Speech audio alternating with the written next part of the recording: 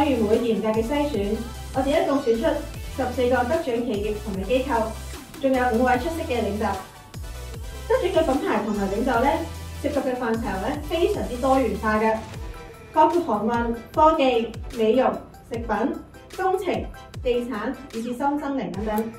福布斯咧喺一篇文章咧指出過，由於而家互聯網嘅發達，消費者咧唔單止咧越嚟越多選擇，從而咧更容易選出唔同品牌去作出比較。我哋嘅品牌對於所有嘅目標客戶咧係更加重要，因為咁樣先可以顯出你同其他唔同企業嘅獨特性。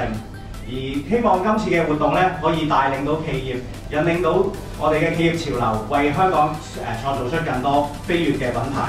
首先咧，我衷心恭賀各位得獎嘅企業同埋得獎者。疫情過後，雖然咧係有好多經濟同埋商業活動咧係逐漸咧係回復正常，但係自動化技術、人工智能等等嘅科技嘅廣泛應用咧，亦都係令到咧係唔同嘅行業咧需要做數碼嘅轉型，為企業咧亦都係同時咧係帶嚟新嘅挑戰。各位能夠喺多變嘅市場裏邊咧係突圍而出，秉承專業精神，善用創新科技，並建立咧係成功嘅品牌，獲返飛躍品牌大獎，實在係實至名歸。一個品牌咧要培育咧唔係一朝一夕嘅事。簡單地講，一個新嘅品牌，如果冇 at least 5年嘅時間，基本上人哋可能未必知你個品牌嘅重點係咩。咁呢5年嘅掙扎，你 set 一個限期俾自己，一定要令人哋知道你嘅品牌究竟係賣乜嘢嘅。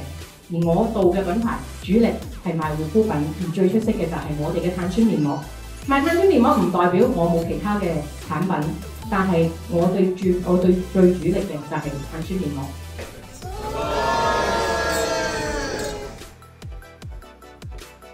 咁我哋呢個飛躍品牌大獎呢，其實就係希望能夠成為一個平台啦，一個渠道啦，去令到香港人啦、國內嘅大灣區啦，以至世界各地嘅地方呢，都會知道其實香港有好多好似在座咁多位得獎者咁出色嘅企業同埋領袖嘅。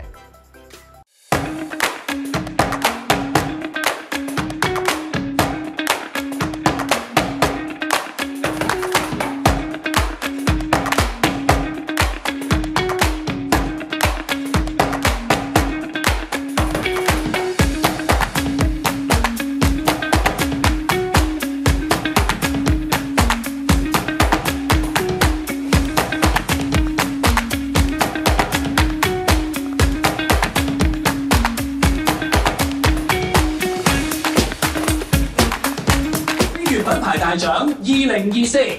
專業創科雙循環。